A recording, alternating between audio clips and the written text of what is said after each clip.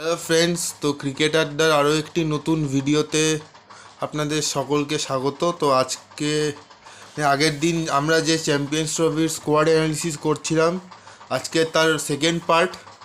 এবং আজকে আমরা তিনটে টিমের স্কোয়াড অ্যানালিসিস করব: বাংলাদেশ, নিউজিল্যান্ড এবং আফগানিস্তান। তো প্রথম যে টিমটা সেটা হচ্ছে বাংলাদেশ। যদি বাংলাদেশের আমরা পসিবল প্লেইং ইলেভেন নিয়ে কথা বলি, তাহলে ওপেন করবে তানজিদ হাসান, তার সাথে পারভেজ হোসেন ইমন অথবা সৌম্য সরকার। দুজনের মধ্যে যে কোনো একজন, as per the condition.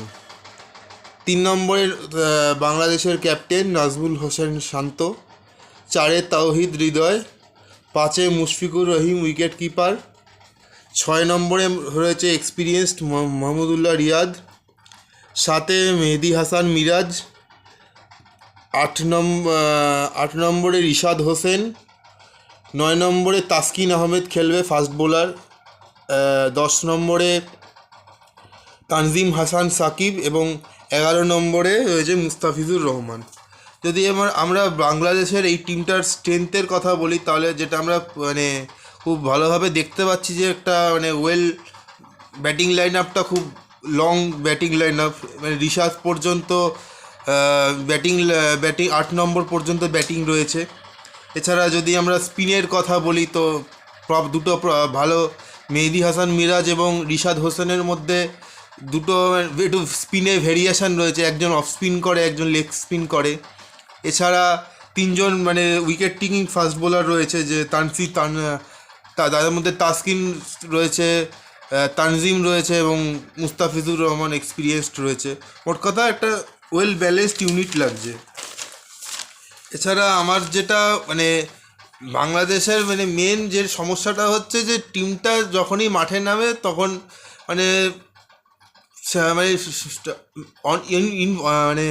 On-field leader সেরকম অর্থে এই টিমটা সেরকম কেউ প্রপার লিডার খুঁজে পাওয়া যায় না, যে একার কাঁধে টিমের হয়ে পারফর্ম করবে। সেরকম একজন কোয়ালিটি লিডারের এই টিমের অভাব রয়েছে।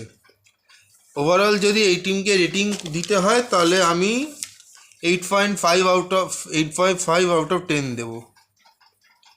এবার আসি নিউজিল্যান্ডের কথায়।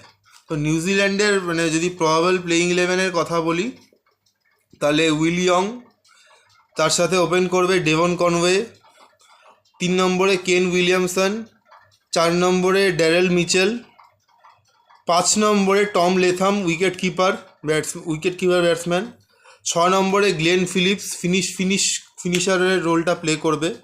এছাড়া 7 নম্বরে অলরাউন্ডার হিসেবে থাকবে মাইকেল ব্রেসওয়েল, 8 নম্বরে মিচেল স্যান্টনার একমাত্র স্পিনার।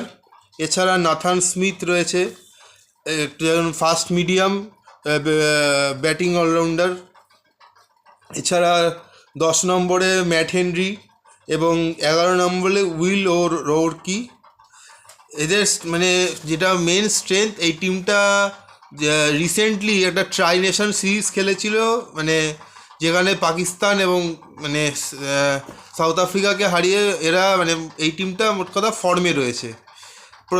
কেন উইলিয়ামসন ফর্মে রয়েছে, হোল টিমটাই একটা খুব ভালো শেপে রয়েছে। এবং সবথেকে বড় কথা, যেখানে খেলা হবে অর্থাৎ পাকিস্তানের কন্ডিশনের সঙ্গে এরা অনেক দিন সেইখানে খেলছে আর কি, ফলে কন্ডিশনসগুলোর সঙ্গে তারা খুব ভালোভাবে পরিচিত।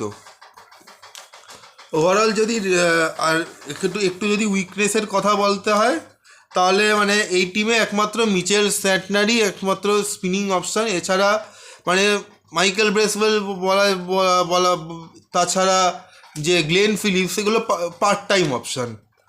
তো সেই পার্ট টাইম অপশান হিসেবে কতটা ভালো করতে পারবে, সেটাই হচ্ছে একটা প্রশ্নের ব্যাপার। এছাড়া ফাস্ট বোলিং ইউনিটে ম্যাট হেনরির ছাড়া সেরকম সেই অর্থে কোনো এক্সপিরিয়েন্স ফাস্ট বোলার নেই। এই কয়েকটাই আমার উইকনেস হিসেবে লেগেছে। ওভারঅল আমার যদি রেটিং দিতে হয় এই টিমকে, তো আমি 10-এর মধ্যে 9.3 দেবো। এবার আসি আফগানিস্তানের কথাতে। তো আফগানিস্তানের প্রবাবল যদি আমরা প্লেইং ইলেভেন নিয়ে কথা বলি, তো ওপেন করবে অবশ্যই ইব্রাহিম জাদরান এবং রেহমানুল্লাহ গুরবাজ উইকেট কিপিং করবে। 3 নম্বরে রহমত শাহ। 4 নম্বরে ওদের আফগানিস্তানের ক্যাপ্টেন হাশমাতুল্লাহ শাহিদি। 5 নম্বরে আজমাতুল্লাহ ওমরজাই। 6 নম্বরে গুলবদিন নাইব ফিনিশারের রোলটা প্লে করবে। 7 নম্বরে মোহাম্মদ নাবি। 8 নম্বরে রশিদ খান। 9 নম্বরে নূর আহমদ।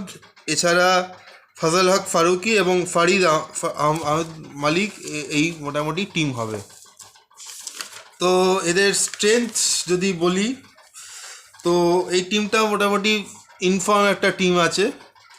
আর বেশ কিছু ইয়ং প্লেয়ার যেরকম ইব্রাহিম, রহমত, এরা এই টিমটা অনেকটা ইয়ং টিম, মানে সেই হিসাবে বলা যায়।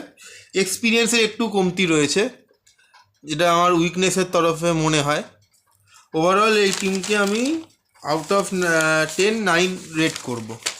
তো এই ছিল আমার এই 3টে টিমের ওভারঅল মানে স্কোয়াড অ্যানালিসিস। তো আজকের ভিডিওটা এই পর্যন্তই। আশা করি আপনাদের সকলকে ভালো লেগেছে। তো ভালো লাগলে চ্যানেলটাকে সাবস্ক্রাইব করে পাশে থাকবেন। পাশে থাকা বেল আইকনটা প্রেস করতে ভুলবেন না।